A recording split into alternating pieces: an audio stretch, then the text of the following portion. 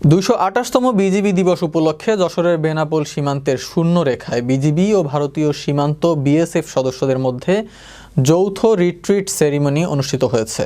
পরে বিএসএফ সদস্যদের মধ্যে মিষ্টি ও ফুল উপহার দেওয়া হয়।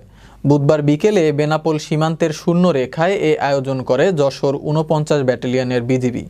এ সময় বাংলাদেশের পক্ষে উপস্থিত ছিলেন যশোর ৪৯ বিজিবি ব্যাটালিয়নের CO lieutenant colonel Ahmed Jamil, operation পরিচালক লেফটেন্যান্ট কর্নেল আনোয়ারুল মাজহার, সরকারি পরিচালক মোহাম্মদ মুজাহিদ।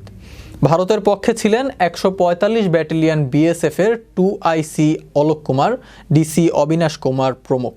আপনারা জানেন যে প্রতিবার ন্যায় এবারও আমাদের বিজিবি দিবস ২০২৩ আমরা পালন করেছি। একইভাবে আমরা বিএসএফ এর সাথে সৌহার্দ্যপূর্ণ আমাদের সম্পর্কে অংশ হিসাবে আমাদের যৌথ রিট্রিট সেরিমনি প্যারেড হয়েছে এবং সেখানে বিএসএফ এর ঊর্ধ্বতন কর্মকর্তাগণ এসেছেন। আপনারা যেটা অবলোকন করেছেন।